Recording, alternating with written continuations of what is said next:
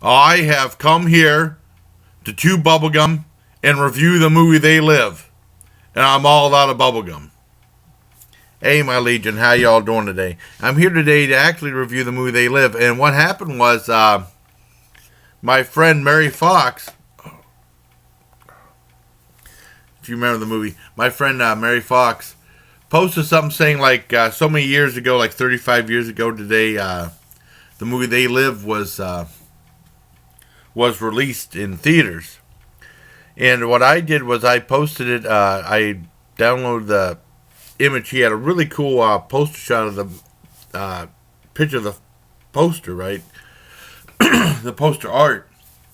I put that on my. I put it on my Facebook page saying one of the greatest movies ever made. I got a lot of response for it. And I said, well, maybe I should do a review of it. I always thought I did, but I guess I haven't.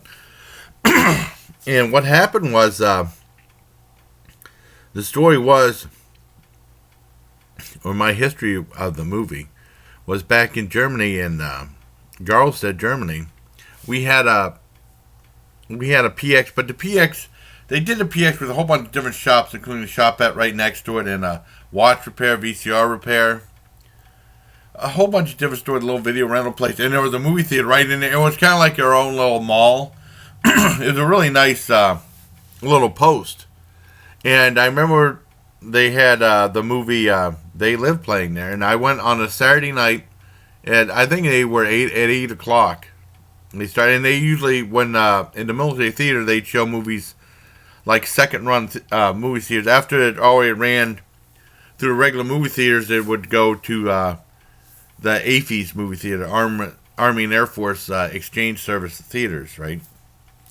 And so They Live came out. I knew it was John Carpenter. I saw the artwork. I didn't know anything else about it. I came in cold. And a lot of people went to see it. I mean, the only other John Carpenter movie I saw at the theater when I was in the Army was Prince of Darkness when I was in Fort Gordon, Georgia. And that was a second run film. Because I remember seeing reviews for that one when I was still in high school, I believe. Well, I got out of high school. I can't remember.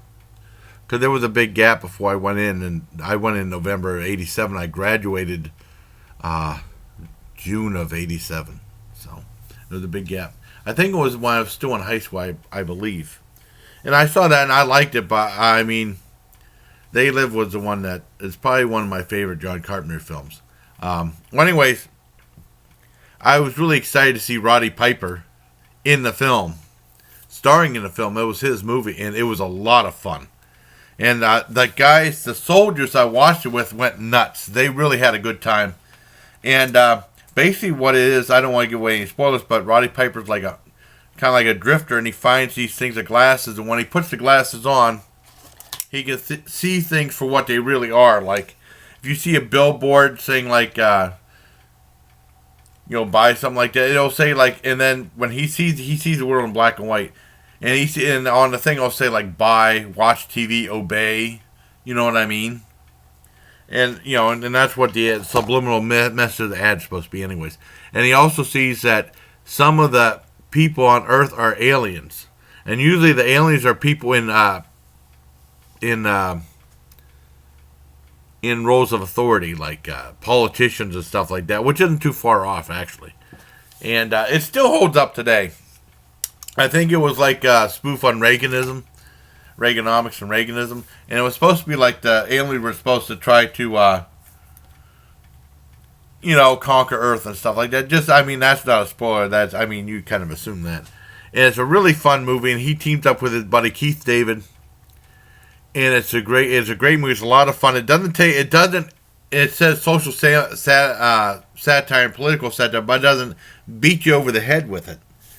And it's also famous because him and Keith David get into a fight, and it's supposed to be one of the longest fights ever filmed in a movie. And then my friend, I was talking to my friend Ray Brooks, and a couple years later in Fort Detrick, Maryland, he said that fight went on too long. I said, I love that fight. I really enjoyed the whole movie. Like I said, it was a lot of fun. I don't want to give away any spoilers. It's like a sci-fi action horror with social commentary. It's a lot of fun. I gave it a full-on 10 out of 10. One of my favorite movies. I knew my friend, I wanted my friend Jeff Moscone to see it, and then when it came out on video, I made sure to rent it. and we had a good time watching it again. I've seen it many times. My dad was a big fan of it too, and it has a really funny. One of the endings is really, really funny. I'm not giving away anything. Well, the ending at the very, very end before the credits come out is really funny. But it's a really good movie, a great film. I said one of the greatest films ever made. I really do. It really holds up. I mean, if you want to have a good time, definitely check out They Live. It's really good. And I like Roddy Piper. And then a couple other things about the movie is, I guess Vince McMahon didn't want him to be in a giant Hollywood movie, because I think Vince wanted him to stay in the W. And then he said he would require him for a lot of time off. And Roddy Piper said, "I'm doing this movie." And Vince said, "No, you're not." And he said, and then he said, "If you want to be in a movie, I'll get you another movie role." And then I read, this was in Piper's book, and he said he didn't want to be in another Hell Comes to Frogtown. You know, I liked Hell Comes to Frogtown, because Roddy Piper was in a bunch of other movies like Body Slam and Buy and Sell and stuff like that. I don't know, before he really did the starring role in a major Hollywood film of They Live. I mean, I think that's his best role. But he's been in a lot of movies since then. But I know Vince was pissed that he left, and they had no promotion for that movie. But I did see in WWE magazine, they were talking about like Hollywood comes to WWE. They did mention the movie in there, and they also mentioned that movie Tag Team, which I finally got to see. They had like the pilot on. It was a show on ABC. I remember doing a review of it. I saw the pilot on YouTube finally with the old commercials, and Dad and I watched it. I mean, it's really silly, but it was a show that was on ABC that got canceled right away with him and Jess Ventura. I really enjoyed that show too. That was when I was in Fort Bragg. I saw a commercial for it, but I could never find it on ABC. I mean, I was really bummed. But I mean, I think it may have got canceled right away, because I saw there was like a 2-hour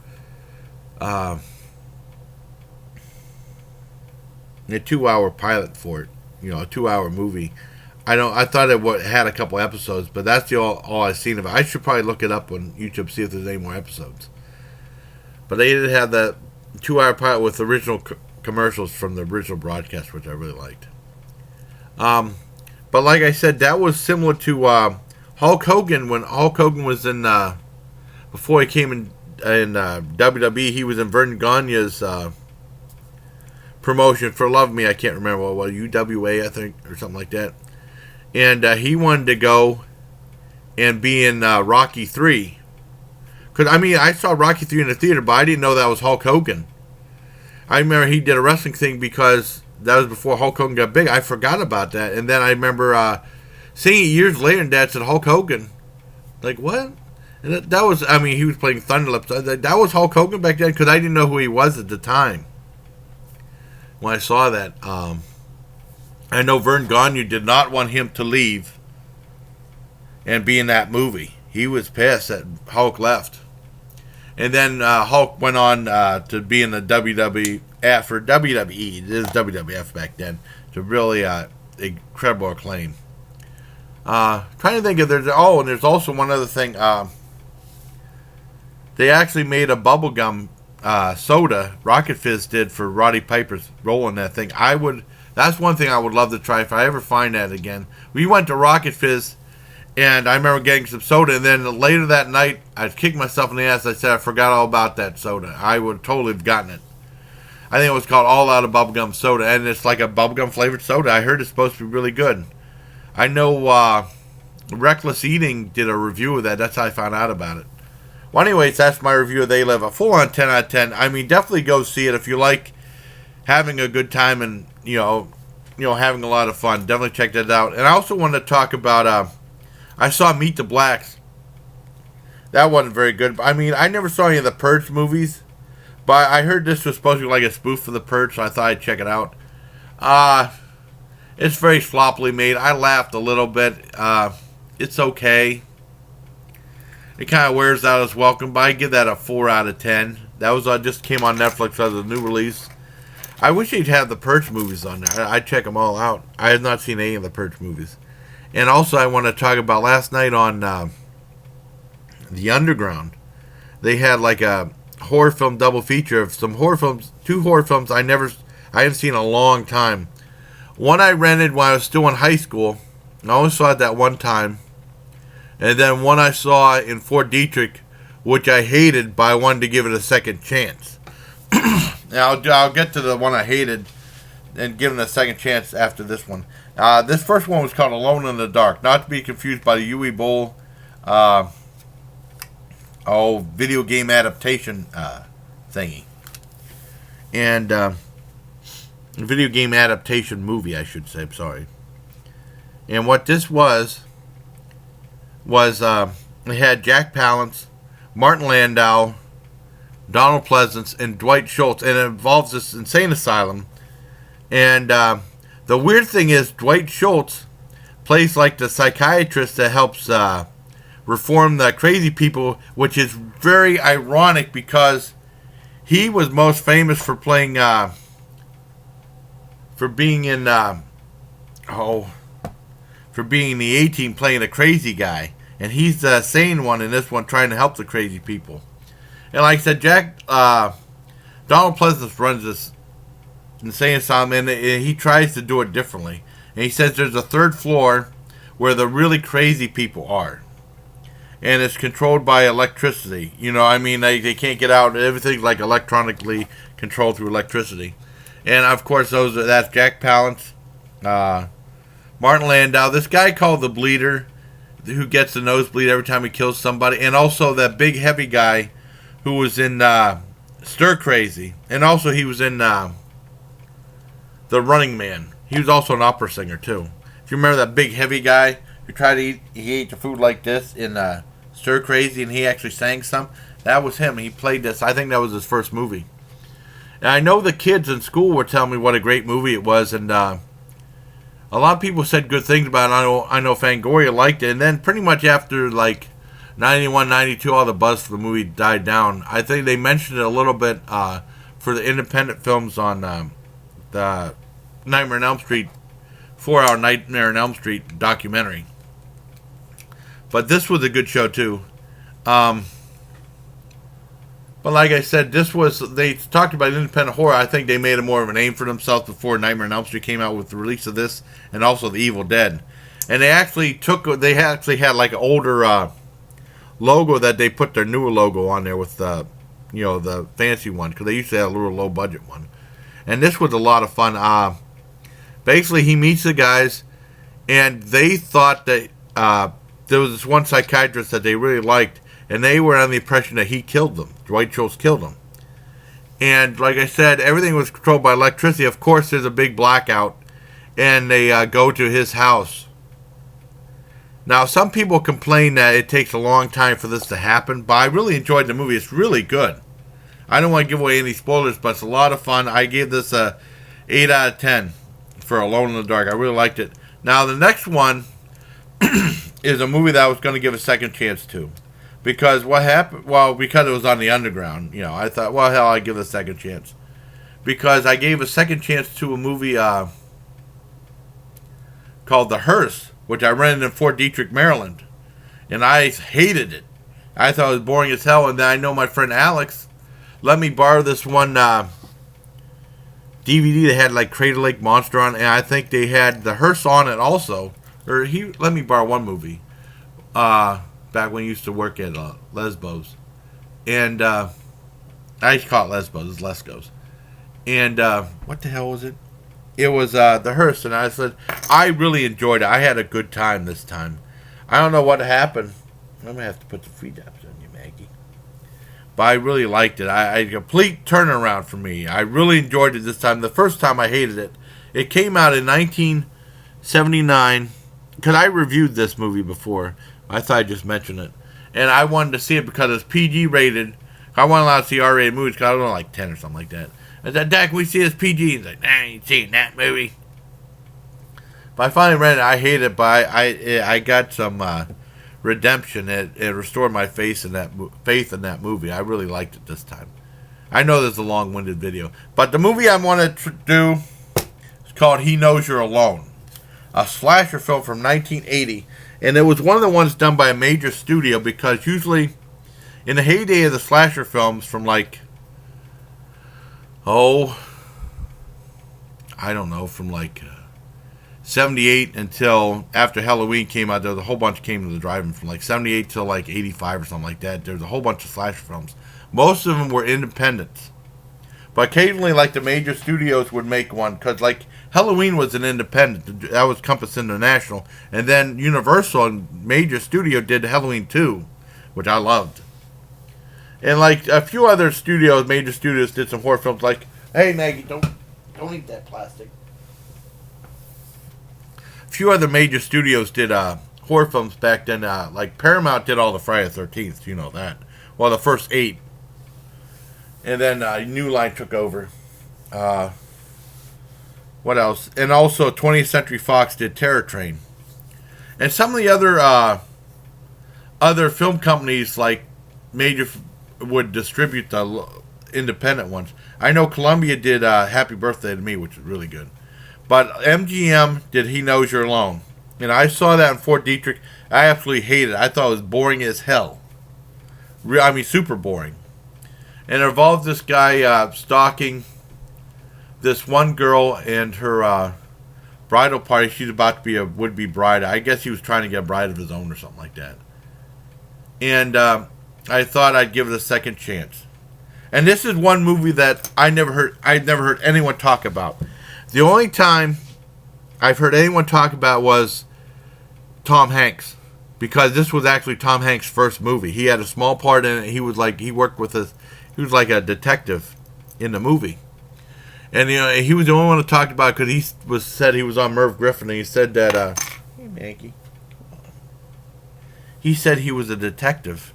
Well, he was a detective, and on Merv Griffin he said that, yeah, I was in this movie called He Knows You're Alone, and he said all he had to do was go to the theater, because he said if you go to the movie you'll be alone, because it was that bad on Merv Griffin a long time ago. That's the only time I ever heard anyone talk about this, except for like reading reviews about it.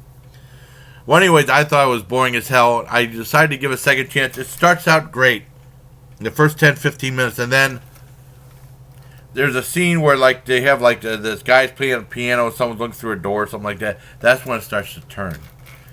Some of the worst, most boringest characters. The female lead is so boring. There's lots of dialogue in because she has second thoughts about her wedding. And there's lots of dialogue about that. Lots of dialogue. There's a whole scene where she tries on her wedding dress. She talks to a guy about marriage. And the killer's in the background. And the killer's lousy, too. I mean, he does... Even his kills look weird. You're like... It's awful. I thought I would give a second chance. I should have something to drink. I thought I would give a second chance, but I absolutely hated it again. So boring. It put me to sleep. After like 40 minutes, it seemed like it was about 40 hours. It was terrible. I thought maybe I would like it this time. After the first 10-15 minutes, there's a scene where like there's these two girls are watching a movie, a horror film, like a slasher film, and a guy comes and he kills the one girl, and then they have a little bit of stuff with the cops, a little bit. You know, you see the guy all the time. He has these big eyes. He looks like Fuad Ramses, but nowhere near as good as that. The killer's terrible. The whole movie is atrociously bad. I absolutely hated this movie.